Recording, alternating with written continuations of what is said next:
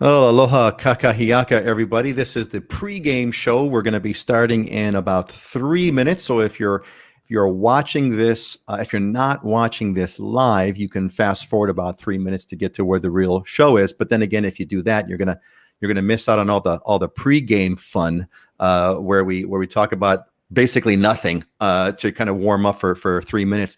So I want to kind of start. Heidi, give me the coffee. Give me the coffee update. What's the coffee story for today?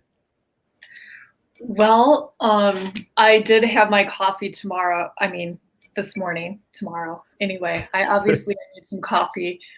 More coffee. I'm still drinking the yellow Katura coffee. That's one of my favorites. It's grown right here on Maui. And I've been on a mini staycation, staying right on Napili Bay. So you just wake up and you walk right on out on the beach. So it was a great morning. I have Oh nothing. man. Is there anything better than having like a fresh brewed cup of coffee in the morning, the crispness of the morning dew, sitting at or near the beach or overlooking the ocean and having that first magic sip? I can't be beat. Can't be beat. Can't be beat. Scott, give us the update. How's it looking over there? It looks beautiful as usual, and I want to remind everyone that is not a virtual background. That's a real background. He can actually reach out and he can't touch it because it's real. But what's up, Scott? Yeah, I feel like every time I'm on here, it's Groundhog Day. It's beautiful as usual. I think only one time it's been cloudy here, and this is what I was referring to when living at the base of Diamond Head.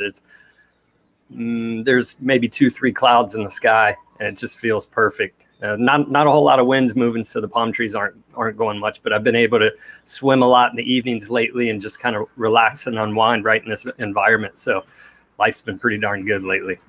What's the Aloha? Let's do the Aloha shirt update. What you got today? Yeah, another Wren Spooner, but this is I believe these are plumerias, which is kind of a tree that grows here with just gorgeous cluster of flowers, which is these. Yeah, but I've probably had this shirt 15 years also. I had to dig it out of the bin, deep out of the bin. The old guys digging their 15-year-old shirts out of the bin. Yeah, plumerias are that fragrant flower. If you get a lei in Hawaii, there's a good chance it's a plumeria lei. Dylan, what's going on in the corner of motivation? Dylan, what's happening? That's right. Not too much. Just glad that it's Aloha Friday and we're doing the show this week. It's been kind of warm for October for everybody who's watching, and maybe it's a little bit getting nippy where you're at. For some reason, over on the Big Island, it's been pretty warm for October, even at night. So that's a good problem to have, in my opinion, though. So no complaints. No complaints. And it looks like that looks like a taro plant, right? Are those taro leaves? What's the shirt update? This is also a Sig Zane, local designer out of Hilo. And then this is kalo taro, and a staple of the Hawaiian food system. You can pretty much eat everything on it. It's like a potato, I guess, is the best way to describe it. But they mash it into. That's how you make poi, is the corm and the bottom, and then you can eat the stems, and then you use the leaves, and you can make a bunch of different stuff. But the most probably well-known one is lau, where you wrap meat inside of the taro leaves and then you steam it, and it's delicious.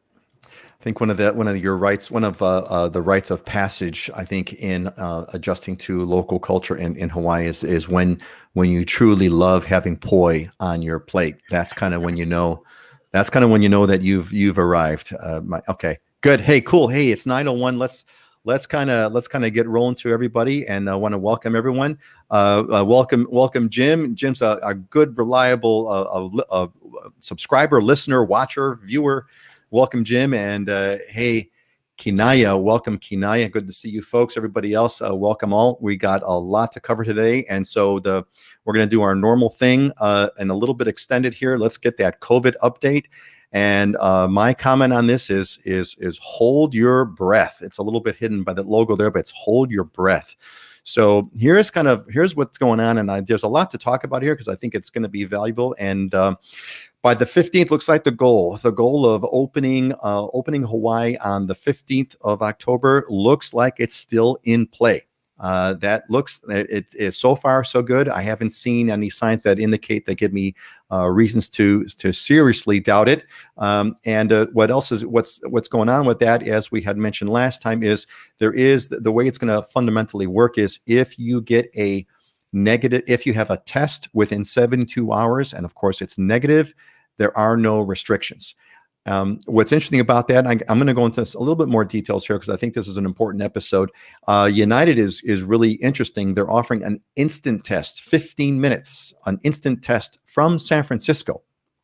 But there is a but. Let me go into a little bit more details here because I'm sure that people are going to ask. And by the way, folks, if you're watching, please throw the comments in. I'll try to take your questions as we can. I'm sure this is going to bring up a lot of questions for people. Let's get to this next one over here. So this is a quick, I think this is a nice, easy to read kind of chart. If you're flying into Hawaii, there's like 1, 2, and 3. The third one is, no test. You stay for 14 days of quarantine. You obviously don't want to do that one. Number 1 is if you take a test within 72 hours and you have a negative result sort of in hand, you can travel through a form and through a process, and you've got no restrictions. You can, the moment you land is the moment you can get together with. The moment you land is the moment you can get together with one of these amazing people and find the house that you've been waiting for, right? That's that. And then the other one, the number 2 is a little bit of a nuance, is if you take a test within 72 hours, but you don't have your test yet, you do get you are quarantined in Hawaii until you get that negative result. And when you get that negative result, you are good to go. So that's a quick overview as to the way the testing goes. Let me talk about this. I think this to me really gives me a lot of confidence that I think this is going to happen. This is the San Francisco instant test. So this is United has got this going. And if you look at the details here, United, the yellow part over here, this is on United's webpage. It's going to be an interesting thing. First and exclusive, United for travelers from San Francisco on United are going to be able to take this United Airlines instant test, which is going to be a 15-minute long test, and that's all it takes. And apparently they're saying there it does meet the state requirements for Hawaii. So that's kind of to me, that was like a kind of a big, kind of a dead giveaway that this program is kind of serious. This time it's kind of really going to happen. Let's talk about the but. There's always a but, right? Here's the buts. So it looks like there are some complications here. So, Governor Ige has been saying that, we can only do 2,000 to 3,000 tests per day.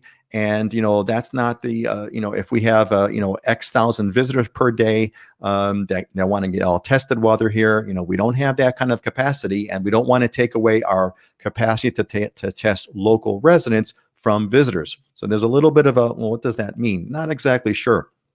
Interestingly enough, the islands, the counties, Kauai and Maui, they want to do a double test. They want to do a test within 72 hours after arriving, and then do a test again in a few days.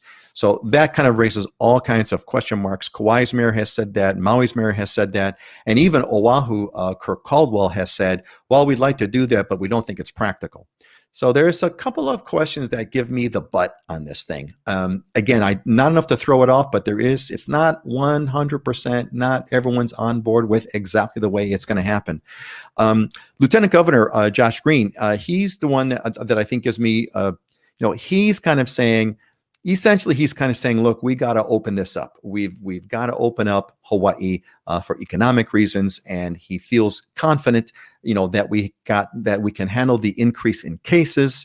And he's not really that confident about, that the double testing that the neighbor island folks are, want to do is really going to be something that's going to be practical. So, summary on this is we'll know at the next show, because the show happens every 2 weeks. Next week will be the 16th, if I'm not mistaken. I may have the math wrong here. Our next show will be the 16th, which will be the day after.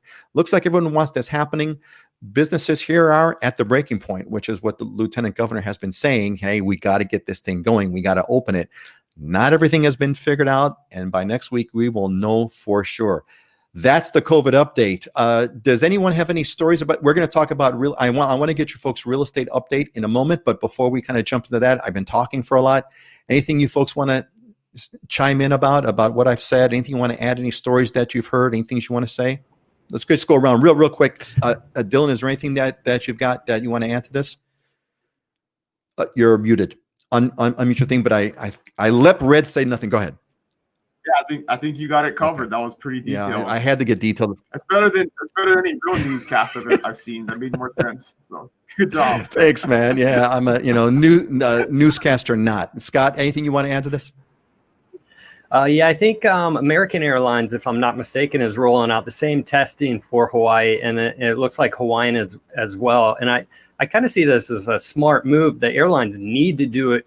It's almost like, look, let us take this out of you guys' hands because you're not doing it right, and we need the revenue. So we'll go ahead and implement some kind of system, which I think you're going to see this rolled out more and more. You're so right. I've been saying for the longest time that this problem is really for the airlines to fix, because Hawaii or not, the airline industry is dead in the water. If you're not, they're dead in the water. Heidi, is there anything that you've heard that you want to add to this?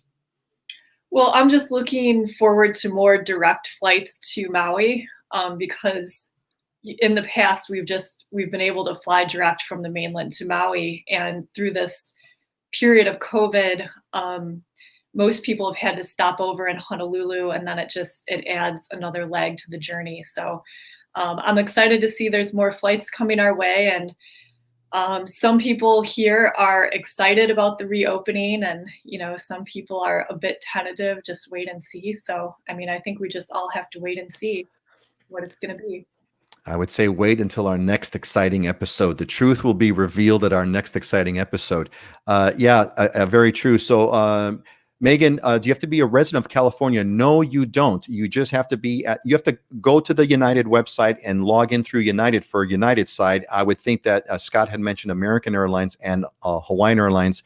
Go through the airlines to get the detailed information. But my understanding is it's going to be done at the airport. Whether or not you're a resident of California is irrelevant.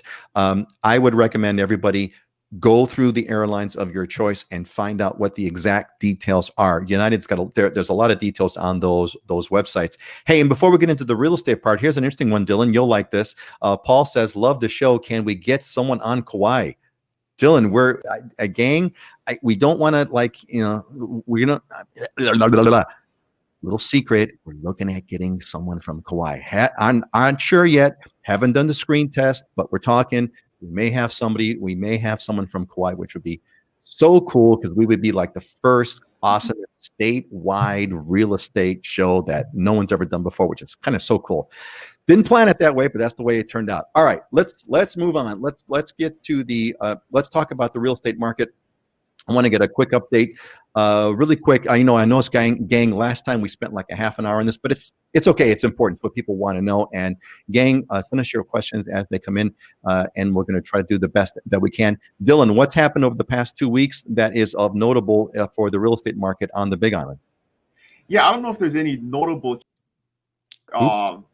Last month hasn't come out yet, so I haven't looked at that. We should have it in a couple of days here, but it's still very strong, and I'm getting more and more people now booking flights because of this October 15th change. So I think it's going to get pretty busy here in about 2 weeks, less than 2 weeks now. So it's already pretty busy, but it's going to get busier, and definitely stuff is flying off the shelves. I mean, as soon as it comes on the market, we're still seeing multiple offers or things going under contract within a few days. So I don't think that's gonna change here anytime soon, and it's gonna get worse before it gets worse in the sense that it's going to get more busy. So yeah, no, thanks, Dylan. Look, I want to remind everyone that there's links in the description about you should put that forward, and there's a link that says help us find a home for you. That link goes to a form that goes to the four of us. And so if you want to get this party started over here, I would recommend that you kind of take that action. Scott, what's happened on Oahu over the past 2 weeks that's notable? Yeah, we're still in the same pattern, but what I've noticed is we're coming out of the summer months now, and in doing so, there's actually less listings coming on, and we still have a large pool of buyers in the market. So you still a lot of multiple offer situations. So what I would actually say at this time is we're in a marketplace where it's key and really important for you as the consumer to be linked up not only with someone who has significant experience in this kind of marketplace that can navigate and guide you through this, but also someone who has a good reputation within the community that knows the other brokers really well, that has worked with them for many years. I've been doing this for 20 years, so I know most of the people and have done deals with them. And that's where you start being able to not only get your offer accepted, but working with someone who's experienced in this kind of environment can help navigate the emotions that come with this kind of marketplace where you are competing with multiple offer situations. Yeah, we touched on that last week as well, and that's a really important point, that having someone who's experienced at this point will help you get through, because it's a rush, it's a kind of a crazy time, and having that experience and also that network of contacts. Dylan had mentioned this at the last show.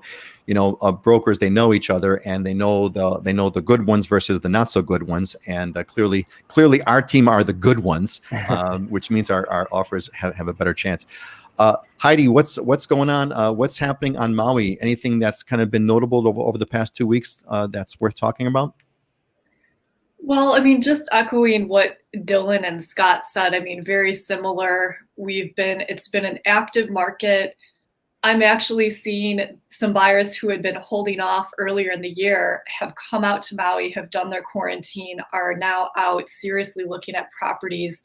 And I have multiple appointments with people who are coming end of October. So I do anticipate that being a busy time. I mean, of course, everybody's anticipating this travel reopening. So, I mean, we're back up to the level of activity that we were before COVID right now here on Maui. I mean, year to date, our numbers are still down, but it's just impressive how strong the market's been, considering tourism's been down so significantly. It's really a remarkable thing. I mean, it comes back to what we've all known about, Hawaii's real estate market, which is it is incredibly resilient. It is unbelievably resilient. And Scott, I'll be looking forward to the future to hear how the Waikiki market kind of recovers. All right, let's move on. And hey, Dylan, here's another one for our Kauai candidate. Yes, please. Joanna says, yes, please, someone from Kauai. Looks like we're striking a nerve there, gang. All right, well, you're going to ask for it. We're going to do the best that we can to bring it up for you. All right, let's go with our first question over here. And this one is for you, Dylan. And this is Sarah from Montpelier, Mont something, Vermont. Please forgive me, I don't know how to pronounce that correctly. And she says, I first started to study the Big Island real estate housing market after my first visit there in 2014. I was baffled by what I saw because it was so different than my local market in Vermont that I've been studying for many years. I didn't realize at the time, but I was seeing the tall end of the fallout from the 2009 crash. My local market had not experienced such a dramatic change as what I saw in the Hawaii market. Then in about 2018, the amazing deals seemed to start to disappear. I slightly regret not buying something when I was first looking at the market, but I'd always heard that you should study a real estate market before buying a property in it, and I was too new to it and baffled by how different it was. I'm interested in hearing Dylan's observations about the Big Island real estate market over the past 10 plus years. So Dylan, Sarah's calling you out specifically to comment on kind of what you've seen over the past 10 years. I think she's asking for, learn about the past. What does that tell you about the future? How would you respond to Sarah's question, Dylan? Yeah, there's definitely been, in the last 10 years. So the way to kind of think about it is like the crash was in 2008. And so we kind of hit the bottom in 2009. And if you look at prices back then, a lot of times when we take a listing, first thing I look up is when that buyer bought that property, because if they bought it in that 7 to 9 window, a lot of times when they're selling it today, they're kind of just back at where they bought it back then 10 years ago. So we're kind of approaching those prices again at the top of the bubble the last time. So you're definitely seeing now us 10 years later getting back to those prices where we were at 10 years ago. But it's been a slow and steady climb. And the first 5 years were a little bit slower, but definitely I think your observation about things since 2018. And the appreciation hasn't been like extremely fast or anything. It's always been like 3 to 5% every year, but that those 5% of a larger number looks like a bigger jump in a dollar figure every year, right? So it can psychologically look like it's since 18 been going up faster, but it really hasn't. But we're definitely at prices that were reflective of kind of the bubble prices way back. It doesn't mean we're in a bubble. It would just, when we were in those bubble years, it went in like 3 years, it went up as fast as it's gone up in the last 10 years. So we're definitely, and that's just reflective of a strong market and low interest rates and lots of buyer demand because of everything that's going on in the mainland and other places and people wanting to be here. So I think your observations are pretty accurate. So interesting. So basically what I'm hearing you say, Dylan, and I was not aware of this at all myself, but there was a big bubble pop on the Big Island and looks like it took about 10 years to recover. Is that generally, I mean, would that be a 1 sentence characterization? Yeah, we had, and again, if you just look at it from a percentages standpoint, right? If you have a 10 or 15% drop in $1 million, you know, that's $100,000 to $150,000. If you're in a market where normal homes are 200,000, you're only talking about maybe a $20,000 drop, right? So it doesn't feel as dramatic, but percentage wise, it's the same, right? So in a market like Vermont, where the housing prices are probably, the price points are much lower, it just doesn't feel as dramatic.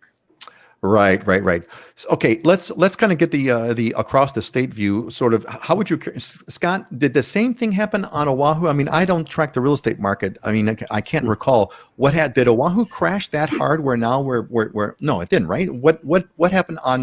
How would you characterize Oahu's kind of 10-year history and kind of where you see going forward? Yeah, that's what was amazing during the downturn in 2000, that 2008 crash.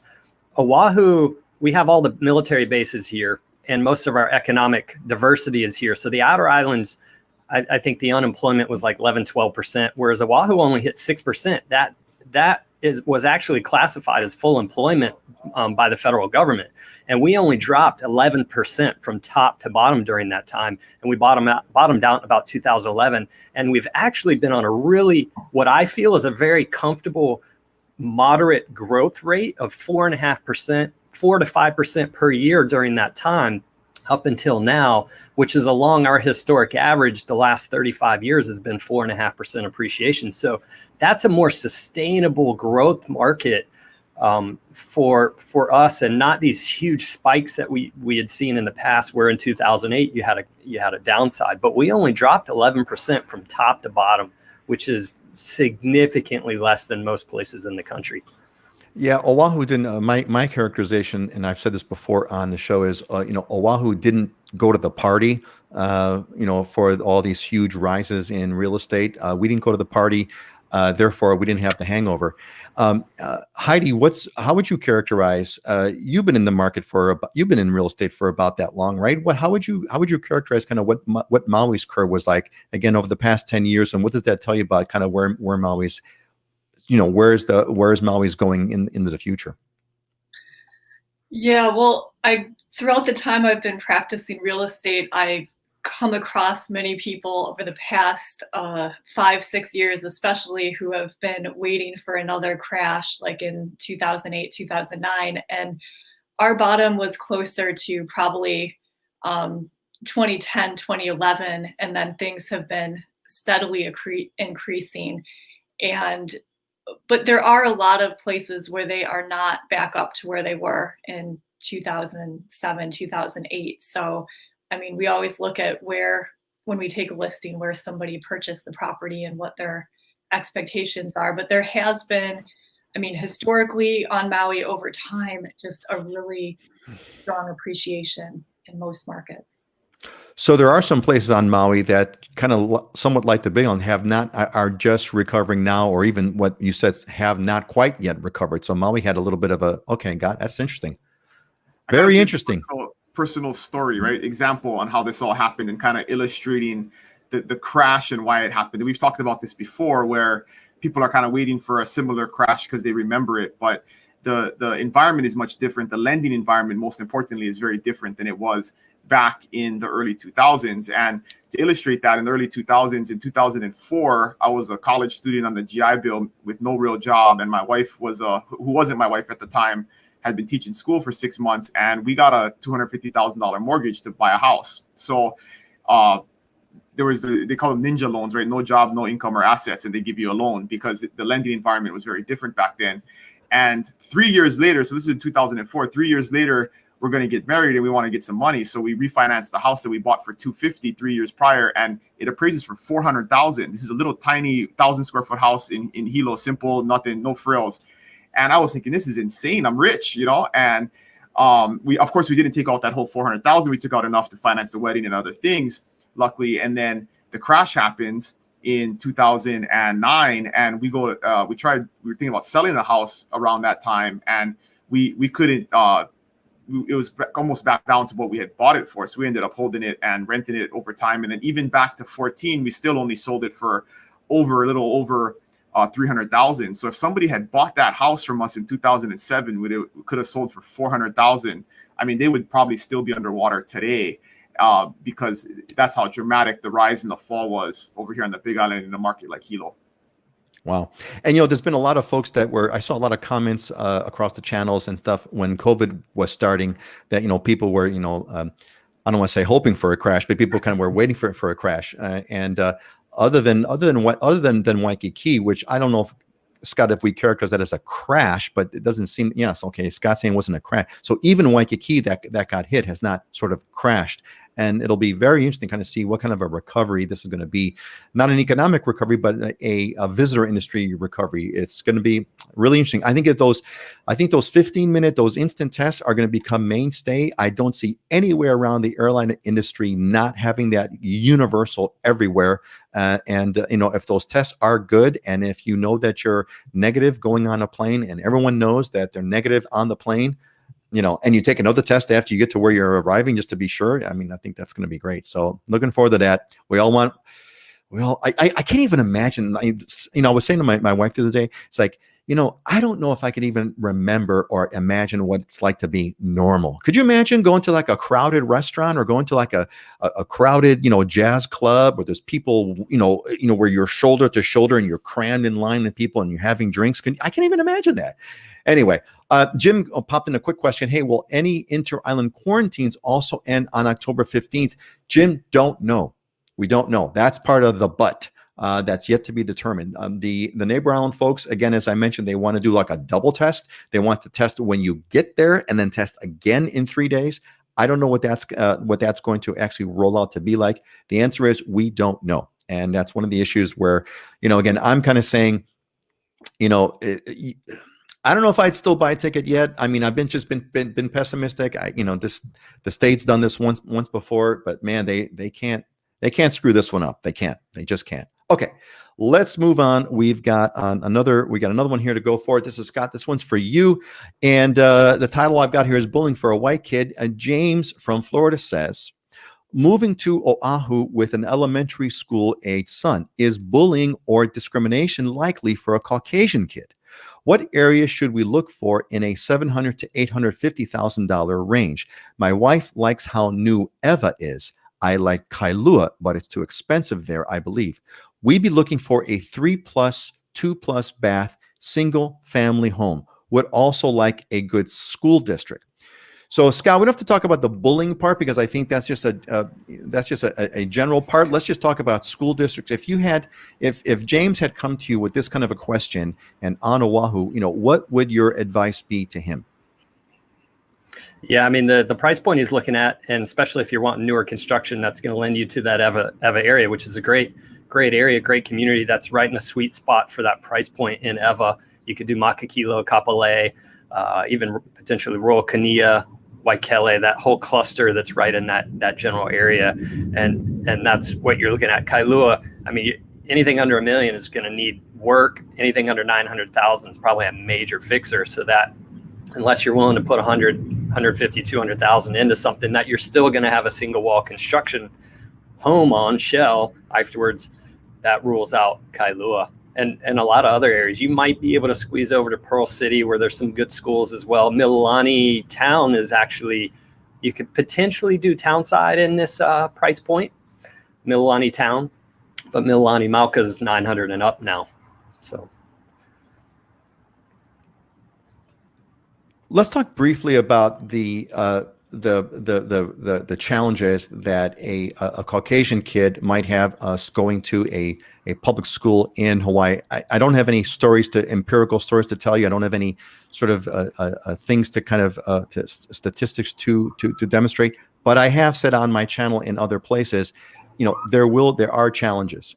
There are challenges for various areas on Oahu. Scott, have you had any feedback or experience with people that have moved into the Ewa Beach area or Pearl City area versus, for example, Hawaii Kai area?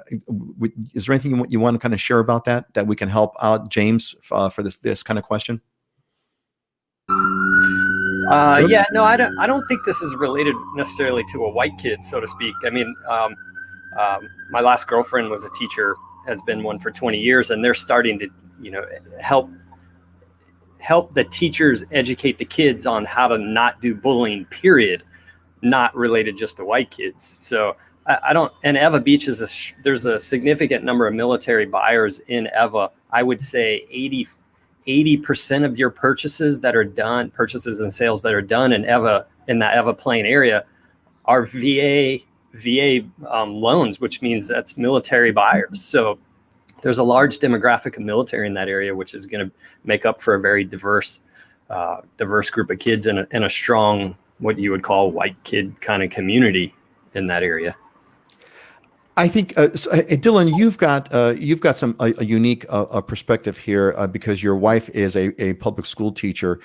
So from your family's perspective, and so the stories you've heard from your wife and what you've known about sort of the public school system, what kind of general advice would you give for families that have a concern, that have just moved here from the mainland and are about to enter their children into some public schools around Hawaii?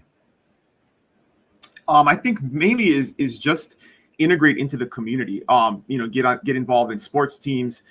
Kids with friends. I mean, today the communities are very diverse. There is no majority race in Hawaii, right? I mean, you're like 30%, 20%, 20%, 20%, 10%. So, I wouldn't say that you're in like a minority where everybody kind of looks down upon you or looks at you differently. The community matters. I mean, if you're in a community like the Kona community where it's over 50% Caucasian in this community, so it is a majority white community, but there's other areas on the island or other areas in the state where it may be different. But I think the biggest thing, like we talk about, even just adults fitting in, it's not necessarily a race thing, it's how you conduct yourself. And if you integrate into the community and embrace the culture, you're going to be fine. And my personal parenting strategy with bullying is just raising kids that are confident, that my kids have been doing martial arts since they were 5, not so they can beat people up, but so they don't feel threatened if they're in a situation where you do have a bully, because they have the tools to defend themselves. So it's things like that you can, I think, instill in kids, where it's just a lot of time kids get bullied because they don't exude the confidence or have those relationships where they're not going to allow it and not going to put up with it. And so that's just one way, as from a parenting standpoint, to kind of look at it. And we definitely have lots of parents that brings their kids to our jiu-jitsu club, that that's their whole intent in life, is so the kid feels like they can defend themselves and they don't feel threatened when they're put in those situations. I think the big takeaway, Dylan, that you've said, and we've said this consistently on the show, is that it's really all about, it's not necessarily a racial thing in Hawaii. It's more of a fitting in with the culture thing in Hawaii. So I think from a parenting perspective, I'd want to be thinking about, how well does my child integrate with new friends? If I put my child in a new environment, how are they going to get along or not get along with the other kids in the area? Especially not to put it into a racial context, but to kind of say, look, if I put my kid in with a group of other kids that, let's just say, don't look like they do, how would they react? Would they just not even care? Would it not even matter? Would they be afraid? Would they be whatever? I think that's more of a question. Heidi, don't assume on how you're going to get treated, right? The reality is 10% of people are jerks all over the whole entire world, right? 90% of people are usually pretty good people, and you just have to go into a situation, look in to make friends and alliances with the good people, and that'll buffer you from the 10% that are jerks. So Yeah, that's just basically, again, that's basically just good social skills, right? I mean, how socially adept are your children? Heidi, do you have any kind of anecdotal stories or things that you want to share about speaking to the adjustment process for families that have just moved here from the mainland and their kids go to public school, and how the adjustment has been, and sort of anything that you'd like to share about that? Sure. Well, I think moving for adults or kids to a new place is certainly an adjustment, and keeping an open mind is really important. Um, Now, schools on Maui, the population on Maui is more diverse than a lot of places on the mainland, and I mean, there's great things about that.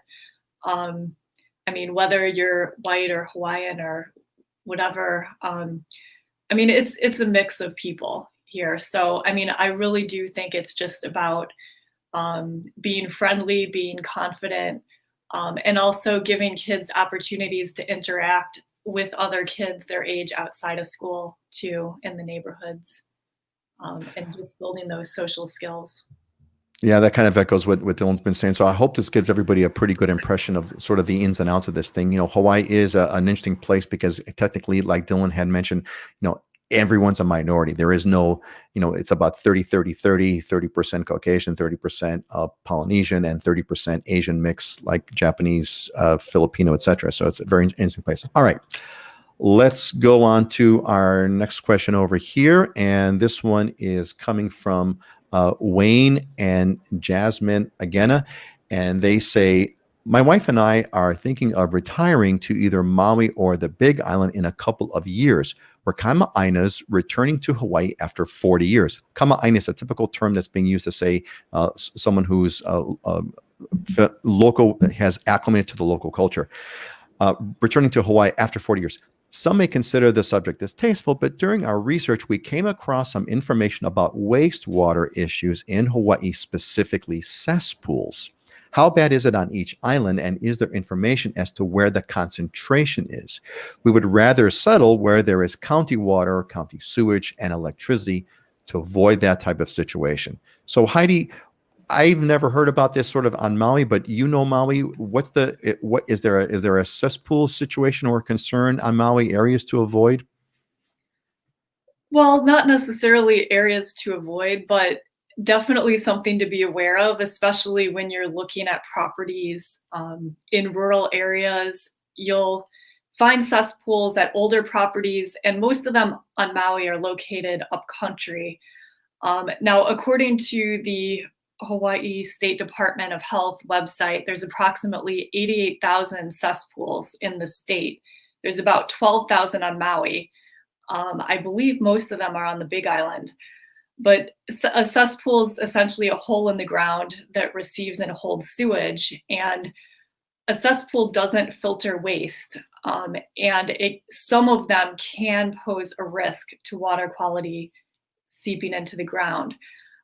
Now, the water source from upcountry, where a lot of the cesspools are, is actually surface water from the rainforest. So the water upcountry would not necessarily be affected. It would be aquifers at lower elevations, potentially.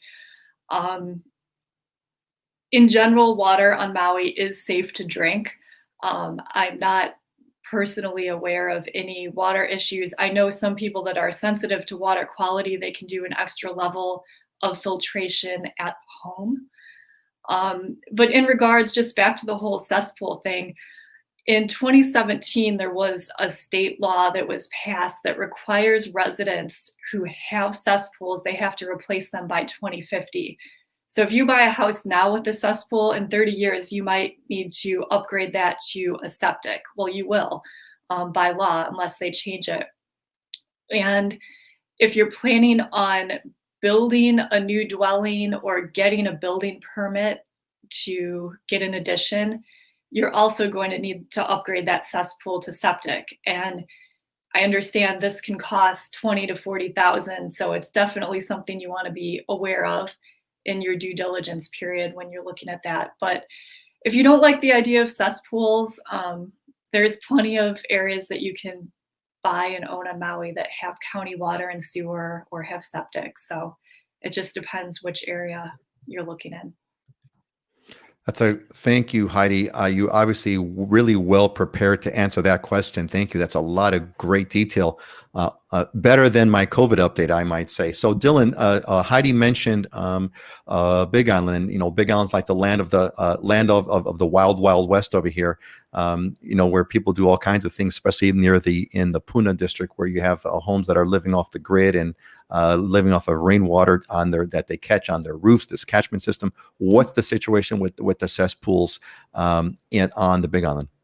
We have a ton of them. So that's let me start with. I don't want to come off as pro cesspool, but it's not, to me, it's not a big deal. I've lived on them my whole entire life pretty much, and it's a pretty low maintenance, easy way to deal with wastewater. I mean, as Heidi said, it's just a hole in the ground that has a concrete cap on it, and your wastewater goes into it. So your other option is a septic tank, which now you have to build if you are going to do any new construction, which most people are familiar with a septic system. We have very limited connected sewer neighborhoods here on the Big Island. So you would greatly reduce your availability of places to shop if you use that as a restriction. I've never really encountered anybody who does, because at the end of the day, it really shouldn't be a deterrent. A lot of times a cesspool is the lowest. I mean, one, there's no cost.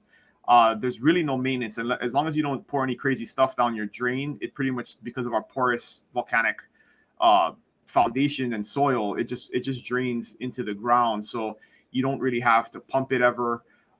Sometimes you do, but it's rare. It's not like a septic system, which is going to need regular maintenance from time to time. So in my advice is don't use it as a deterrent. You do have to consider, as Heidi said, the 2050 conversion law. But in my opinion, that's a feel-good law that is pretty much going to be unenforceable for most people, because if you have built out older neighborhoods and you have homes right next to each other and the cesspool is right between, and you have a retaining wall that for the yard, I mean, people are not going to be able to get machinery into these homes.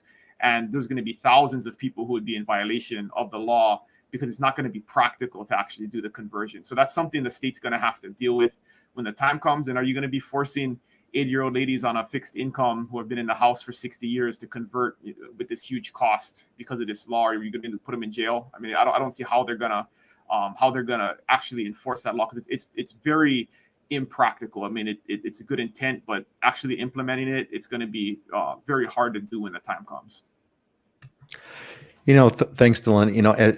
As hearing you and Heidi kind of go into some of these details and about this law in 2050, if I got that right, really, again, it really makes me appreciate having you folks here with this knowledge, because this is something that And one more thing about the concern about water. So there was a big movement here 2 years ago, I think it was, to designate our aquifer, some special federal designation. The national parks are trying to do this. So there was a bunch of community meetings and a bunch of experts that came out here to speak about groundwater and different things. And the interesting thing, I don't know about the other islands, but definitely on the Big Island, the water that we drink is from wells that are 1,000+ feet down. So you have to drill at about 1,000, between 1,000 and 2,000 feet of elevation. They drill these wells down and they pump the water up.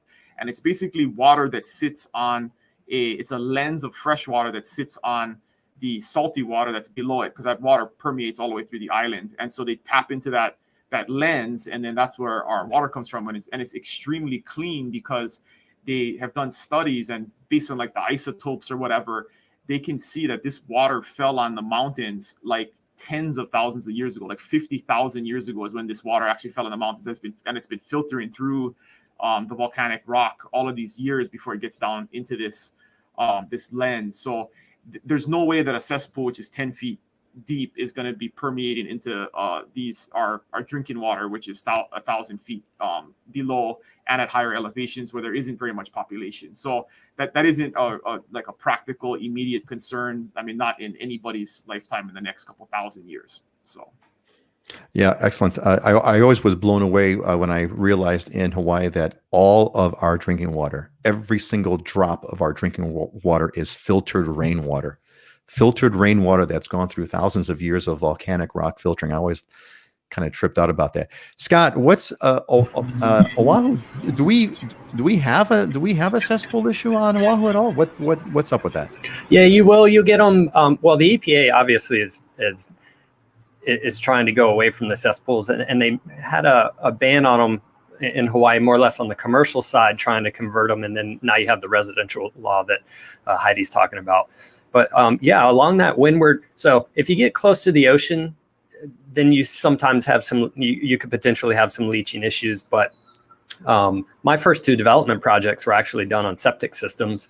And, I had to do the research on that and learn about it, which was Dylan hit the nail on the head with how are you going to convert these? Because a cesspool is a hole in the ground. You don't need a lot of width. With a septic system, you need a leach field, and then you need you got to do percolation rates with absorption of the ground, how it absorbs that water as it goes through the system. And my Eva Beach one had to be pretty large, whereas the Hauula one was much smaller because the ground could absorb it really well. So you got to try to convert that where you need 40, 50 feet in 2 directions to be able to put this leach field and stuff, and you don't have it. What are you going to do?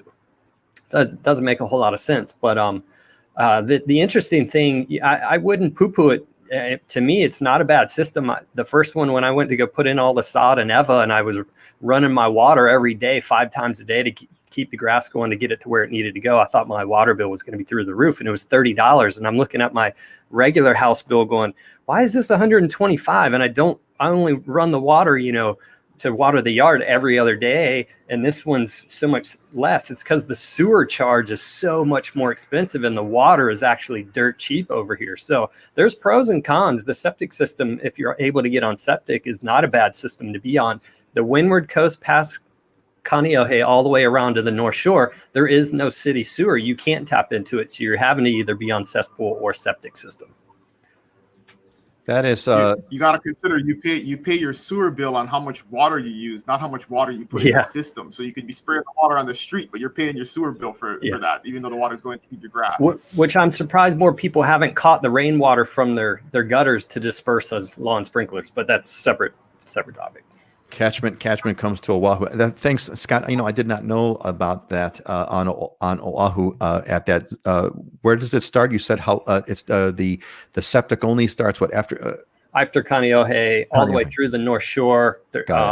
And even that one I did in Eva Beach, which is a very busy developed area. There's that one road, Old Fort Weaver Road, behind the hospital where I bought that lot and we developed it. And I'm going, wait, what? There's no city sewer over here?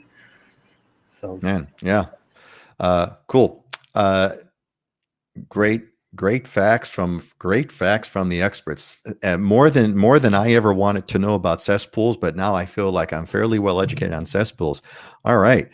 Hey, real quick station break over here. Just wanted to give a pitch for the website. Look, if you're not on the newsletter, if you just found out about this some other way, you definitely want to get involved. You want to join the Ohana at livinginhawaii.com.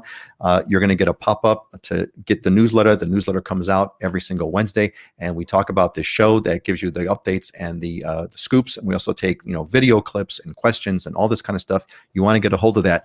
And want you to be all a part of what's going on to meet you here next week. The audience is growing every week, and it's getting kind of fun. So I've got a quick question over here from Yaitza. Yaitza Vasquez says, I have a potential opportunity to move to Oahu. Before I commit to purchase, I wanted to know, what are the rental options like? Are there plenty of options near Camp Smith? We've talked about rentals for like a bunch of times, and I think the moral of the story that we had on rentals is you really want to go to kind of an Airbnb, VRBO kind of a place. That would be a good place to kind of look for to get your rental stuff started. Scott, this is more of an Oahu question. Do you have anything quick for Yaitza about Camp Smith? Yeah, I mean, Camp Smith is so central. You have so many options, not only in central Oahu, but you could hop the H3 over to Kailua and Kaneohe. So depending on what you want for your commute time frame, you're in such a central location there that you have so many options at your fingertips for neighborhoods to choose from. Yeah, thanks, Scott. And I would advise Yaitza you want to click on the description and put your question into the form so Scott gets it in case you want to have Scott help you out if you do decide to buy something over here on Oahu. I'm sure Scott would be more than happy to kind of work with you on it because that's what we do. Well, that's what Scott does. It's not what I do. It's what Scott does. Okay. Let's kind of hit this. Let's see. 40, we got 40, we're 46 minutes in. We have a few minutes left. Let's move to I want to get this before we go right up against the time break. Let's talk about diamonds and deals. This is one of my favorite parts of the show, where I've asked our friends here, Scott and Heidi and Dylan, I've asked them to pull out some properties that they think are, aspirational. These are properties that, we look at, they're either a diamond or a deal, or they're both. And it's always fun. So let's kind of move into that one. Let's start. Let's see. What's the first one that we got here? It's like, yeah, this was like, what in God's name is this? Ohia Park Place, 6 bedrooms in Koloko, listed at 2.997. Dylan, what is this? So this is a killer property, huge property, obviously on 3 acres, and it was used for a bed and breakfast. So if you're looking for some type of like business opportunity, the left side as you're looking at it is a residence, and then on the right side of it, there are actually 3 bedroom suites on that side that you could rent out individually. So it's a beautiful, sprawling kind of estate property. I put a little picture of the pub. They have actually an Irish pub downstairs. I was going to ask you about that. What is that? Yeah, it's a good Irish pub. It's super cool downstairs, kind of in the basement. So you got a big deck, for entertaining and looking at the ocean view. I mean, yes, this is a diamond, but could be a deal. It's actually on, it's listed currently, but it's on auction. So now through November 2nd, it's going to be on open house every day from 1 to 4, and it's an auction. So there's no reserve, and they'll be taking bids on it. So it's something that you may want to, throw a bid on. You don't have to get it for the listed price necessarily. Holy moly! Now, where is Koloko on the Big Island? Koloko is like right above the airport, and it's about 1,500 feet of elevation. It actually goes all the way up to about 4,000 feet. So it's this really huge agricultural subdivision, beautiful, old growth ohia trees all over the place. So it's really nestled in the forest, really cool elevation. And then obviously you're high up, so you got a good view overlooking Kona. So yeah, it's a great area. If you like, I always recommend people considering living at elevation. People always want to, I have this idea they want to live by the beach, but from a comfortability standpoint and not needing air conditioning, being up in the mountain where, it gets down to 65 at night, super cool, perfect for sleeping. And during the day, you always have a cool breeze and doesn't get really hot. So elevation's nice. Elevation, nice. I think the native peoples also agreed with you. They did not think that the beach was a good place to live nearby. They used to like to live a little bit up in the mountains. I remember that, hearing about that. All right, man, that thing is so. I was wondering what that was like. Is that a pub? Is that a bar? Yeah. What is that? That it's like looks a full-on bar. It's really cool. Jesus, that looks really cool. I wonder what the, my business side is trying to do some math on the B&B part if it's profitable. But anyway, let's move on. That's a cool one. Great. All right. So what's up next here? We got 426 Puaehu Street in Wailuku, 765. That's Maui. Heidi, what is this? So this is a new construction home. It's in Wailuku, which is central Maui, and it's part of the Alima at Keolani development. It's under construction right now. It's going to be completed early 2021. 3 bedrooms, 2 bathrooms, 2-car garage, single level home for $765. I mean, this is really a great option for somebody looking to move into a neighborhood. It's close to Pu'ukakui Elementary School, which is a good elementary school.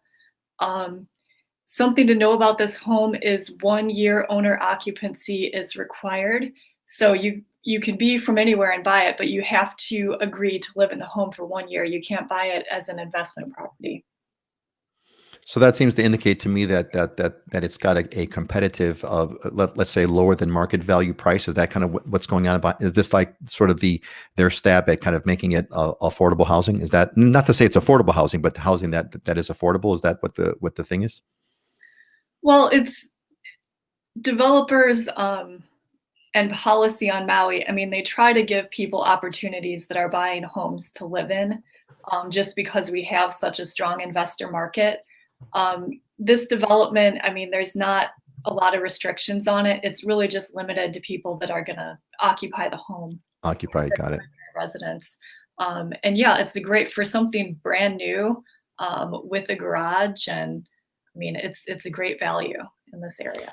It's like that classic single family home. And actually I was looking at the building plans of this one. It looks really nice. It's quite a big master suite with a walk-in closet, and the second bedroom has its own bathroom and all that kind of good stuff. So it looks like a really, really nice property. Good one.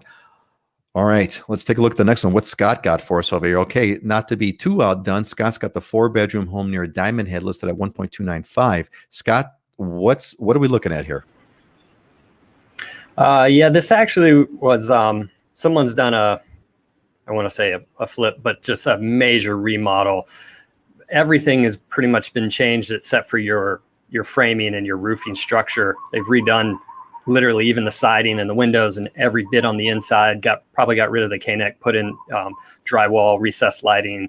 They did a really nice job, and this is in a dynamite location, which is on the backside of Diamond Head. It's called Wilhelmina Rise, right at the base section there, which gives you super good access to the highway, into Honolulu, into all the shops and restaurants along Wailea Avenue.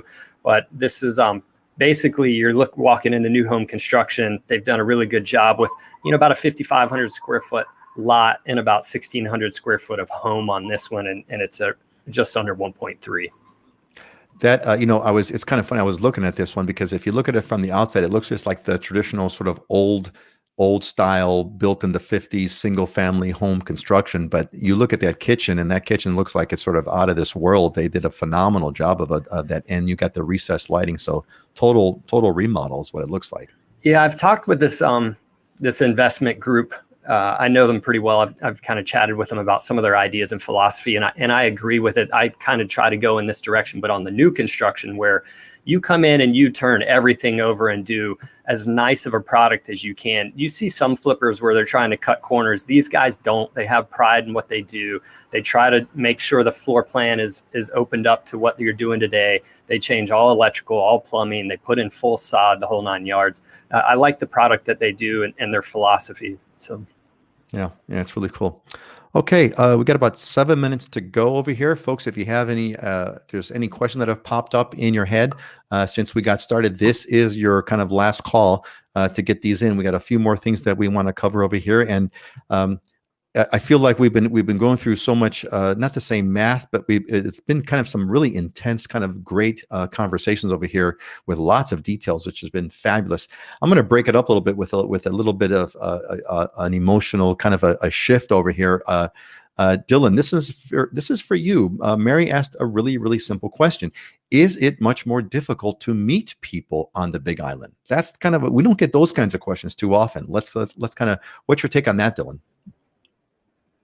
Not at all. I mean, that's the best part about not just the Big Island, but Hawaii in general, is how welcomed you will be. That's got to be your default assumption, and that's going to be the case in almost every case. So from a matter of meeting people, I mean, obviously now there's not as many gatherings and stuff. So given the current environment, I would have to say it's probably a little bit more difficult. But in normal cases, no matter what you're interested in, whether it's swimming or crochet or playing cards or whatever, there's clubs for everything, there's community groups for everything, and you just got to get involved in those different types of community groups. And another thing, a great thing to get involved and do is get involved in something cultural, like join a hula halau and learn how to dance hula, even if you've never done it, or if you're older. There's always a kupuna class being senior, or if you're a kid, put your kid in some class like that, something that you'll meet people from the community, and they'll definitely take you in and embrace you. So I don't think that should be something you should be worried about at all. That's a really, really good point. I think joining a hula halau or a canoe paddling club, those kinds of things will really get you connected with a really local vibe, big time.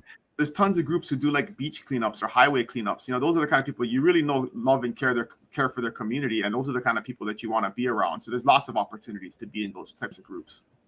Yeah, there's always a volunteer opportunity. I think you kind of just hit the whole. I think you've answered the question for us statewide, but I do want it to go around the table here to kind of see if there's anything you want to add. Scott, is there anything that Dylan that you'd want to add to what Dylan already said? Yeah, and this goes to Big Island, wherever. But I remember having this conversation with a client of mine about 10 years ago. The wife significantly integrated, loved being here, integrated within the community, and the husband was having a hard time.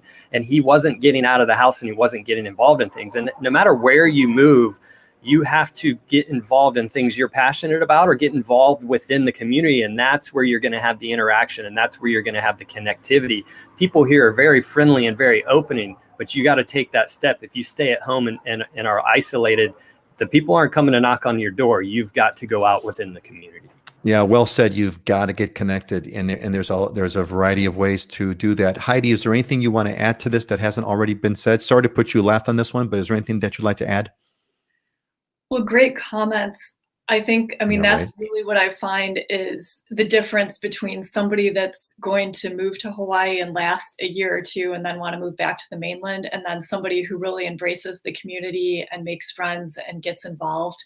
And like was already said, I mean, it's just about getting involved in something you're interested in, and there's lots of opportunities. So definitely. Yeah. Get connected, right? Get connected is the moral of the story over here. All right, let's hit this one. This one comes up a lot, and it's a little bit more.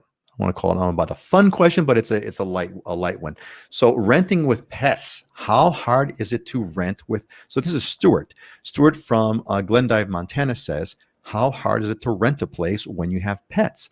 Also, how much more money does it cost to rent when having two pets? So Heidi, this is the Maui graphic over here. There's the sunrise over Haleakala, everybody. Heidi, why don't you get us started with this? What's the deal? What should you know if you're trying to rent with pets? Well, it's possible. It's definitely a little bit more difficult because not all homeowners want to have pets in their home. As far as the cost of the rent, I mean, I don't think they charge you more rent or can. They are allowed to charge you an additional pet deposit. So like an additional deposit for your pet. There's places you could rent. It's your options will be a little bit more limited. Yeah, pets are kind of tough. Dylan, what's the pet deal like on the Big Island? The big limiting factor is going to be condos. The vast majority of condos have some type of pet limitation or pet ban other than service animals. And a lot of rentals are in condos or apartments where people use them as second homes or as investments. So you'd probably have to look towards the housing market. It's going to obviously be a lot more expensive. And then a lot of times people will, I mean, you can't charge per se for a pet, but there will be a little bit of extra rent built in if they do allow for pets. So it's surprising how many people I've helped buy a home who just couldn't find a rental because they had pets, so they had to buy something instead. So that does happen pretty often. I mean, pets kind of really pulls out, really makes sure your search. I mean, it's hard to find a place to rent as it is on Oahu. You got to put yourself in a landlord's shoes, right? If it's your house, I mean, of course you have pets, but would you want somebody else with their pets and you don't know how they take care of them and how you treat them or how well behaved the pets are? I mean, that's basically what happens, right? Is you got to kind of look at it from the other. There's all kind of risks involved, and it pulls away your market. Scott, you had mentioned a long time ago we had talked about pets, and you had a pretty you had spoken about it. What's the pet? How does having pets change the equation on Oahu? In a lot of ways, actually, Dylan touched on part of it is certain condominiums are going to have restrictions either on the number of pets, the size, weight of pets, the type of breed, or they don't allow them at all. If you got 1,000 rentals available out there, not all of them are going to be available to someone that has pets. They're not going to rent them out, allow pets. So you've already narrowed that supply pool. I actually, on the project that I'm working on now, I had 2 homes on there. And I was having a little bit of a hard time getting them rented. One was at $2,400 a month or whatever. And the minute I said, okay, we'll take pets, because I didn't really care, we were going to tear the house down in a year. Not only was I able to raise the rent and got it rented pretty quickly to someone with pets, because there's, a lot of pet owners and less, supply there.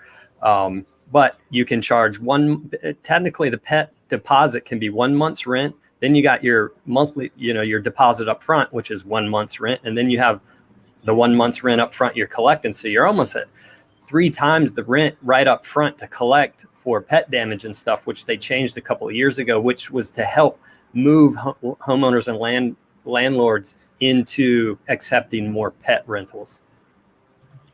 So the moral of the story is pets going to cost you. Yep. One way or another, it's going to cost you. It's going to cost you in finding it. It's going to cost you in rent. It's going to cost you a bunch of things. All right, gang. Well, look, it's been another phenomenal show. I really appreciate Scott and Heidi and Dylan. Really appreciate you folks being here. I love the conversations. They're actually really a lot of fun. I hope you all enjoyed staying with us. We're going to see you in 2 weeks, and we're gonna find out if Hawaii is going to be open for business in 2 weeks or not. So with that, say goodbye, everybody, and we'll see you all in a couple of weeks. Aloha. All right. Aloha.